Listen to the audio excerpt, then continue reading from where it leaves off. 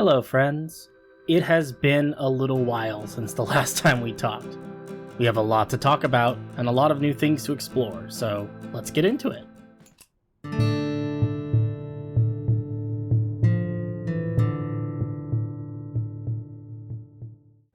I'll be honest, it has been a little while since we've had an episode. Been pretty busy, unfortunately, but a lot has happened, and I thought it was probably a good time to go through and see some of the new stuff, sort of explore a little bit, and talk a little bit about what's next for the project. But before we get into any of that, let's hear a little bit from today's sponsor, Oak Servers. Minecraft is better with friends. Have you ever wanted your own server, but just don't really know how to begin to even set one up? Well, fear not. Creating and setting up a server can be a daunting task, but today's sponsor, Oak Servers, is here to help. Their team of experts can help you set up the server of your dreams, complete with games, plugins, maps, and more. The best part is that this server can be run from your own computer, which eliminates the need to pay monthly fees to a third-party server host. It's a really cool service, and if you'd like to learn more, I recommend that you check out the link in the description. Full disclosure, this is a sponsored ad, and I do make a small commission from any sales, but I do stand by the service. It is a really neat opportunity, and I really think you should check it out if you have a chance. Anyway, back to the scheduled programming. In the last Illias Diaries video, we took a brief look at the new jungle metropolis of Wealdstone. Since that video, we have made a lot of progress in terms of filling in the city, and also developing some of the lore that surrounds it. Wealdstone is a city in flux. Formerly a center of druidic power and nature magic, in recent years it's undergone a shift as the ruling class has begun to research and use a newly discovered power called electricity. Now, an invisible war rages in the city, one between ancient tradition and modern technology. In the spirit of telling this story, we've built a number of more industrial-styled factories and research facilities that I think really stand out from the lush jungle that surrounds Wealdstone. There's still some space to fill in, but it's a great start. Next, I thought that we'd explore the Salt Flats for a little. These are the sister cities of Sailingard and Sailingport. Sailingard is located directly on top of the Salt Flats, and it has a very serene and kind of calming demeanor. Many of the buildings are made from blocks of the salt crust that have been carefully carved from the flats, and there's a tradition of pouring the brine from the pools over the most important buildings to develop a delicate and beautiful layer of tiny crystals that sparkle and shimmer in the sunlight. Sailingard means salt garden, and their main export is, you guessed it, salt.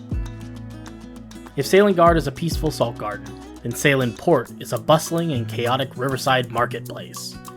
Sailingport serves as a tourism and trade hub for the inhabitants of the Salt Flats. It contains a variety of accommodations, restaurants, and even has its very own riverboat casino called the Queenfisher. Built along the bank of the powerful Orungervoy River, Sailingport is just one of the many exciting stops as the Orungervoy snakes its way through the dense jungles of Invori towards the southern sea.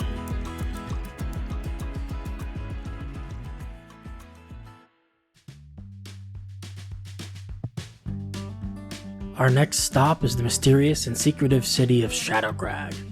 Located high in the Sonia Moria Mountains that flank the border between the Ilian Valley to the west and the jungles of Invori to the east, Shadowcrag is a very strange destination. It was once inhabited by a clan of druids called the Yulsai, who filled the city with trees and plants and life. Unfortunately, as years passed, tragedy struck, and the Yulsai's deity, a nature spirit named Gwei, was slain by a red dragon who arrived to claim the territory for himself. The Yulsai, once a powerful people, were left without access to their magic and without protection. The loss of Gwei corrupted the very land they lived on, infecting the once beautiful Imber-crowned maple trees with a violet blight.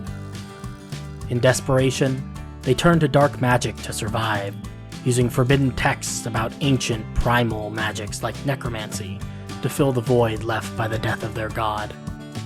The future of the Yulsai and of Shadowcrag hangs in tenuous balance, with two very different futures in the cards. Will they rediscover the light and build a wondrous utopia? Or will they succumb to the darkness and crumble, as so many have before? The last stop on our little tour is by far the most whimsical and fun city we've built. This is Hexlin, the city of 10,000 wizards. The idea behind this town was to create a city comprised primarily of wacky and zany wizard towers. Magical towers are not a new concept in Minecraft, but I don't think I've ever seen a whole town full of them. After all the very serious and delicate work we did in Wealdstone and Shadowcrag, I thought it'd be a good idea to let loose a little bit and have some fun. Now, while I don't think we'll ever take Hexlin super seriously, it has become an excellent place to goof off and try out some of the weirder styled builds. The story of Hexlin is honestly just about as weird and silly as the town itself. Hexlin is located deep in the heart of the Ozmir rainforest, far from any other major cities. It also happens to be located at the intersection of not just 2, but 3 ley lines. In this setting, ley lines are invisible lines of magical power that crisscross the surface of the planet. The convergence of these lines leads to an increase of magical energy in the area and sometimes very strange events. Hexlin was initially founded by a single wizard who built a tower on the shores of the lake in order to study the ley lines and try to harness their power. He selected the location because it was far from civilization, and he'd be able to work in relative solitude and away from the bustle of city life. Unfortunately for him, his research was so successful that many other wizards decided to follow in his footsteps and set up their own towers in Hexlin. Over time, Hexlin went from being just a single tower and a single wizard to a small compound, and eventually to an entire city.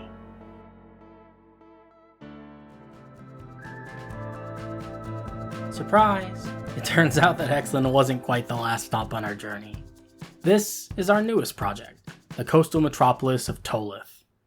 For this project, our plans are based on the architecture of modern-day coastal Mediterranean cities, think Santorini, historic depictions of ancient Greek and Roman architecture, albeit just a little bit romanticized, as well as a healthy dose of fantasy and magic. I won't go into too much detail here, since I'm pretty sure this city's going to require its own dedicated video, but in lieu of that, I've put together a little montage of our progress so far, that I hope you guys will enjoy.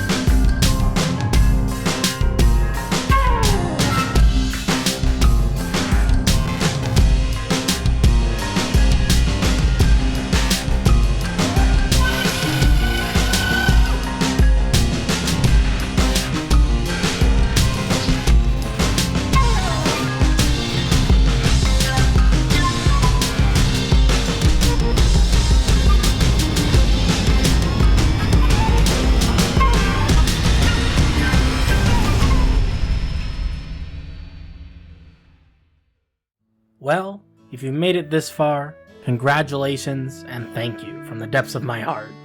I made you a little friend. His name is Roger, and he is very angry to see you. Anyway, that's about all the updates I have. Thanks for watching, and I hope that you have a beautiful day.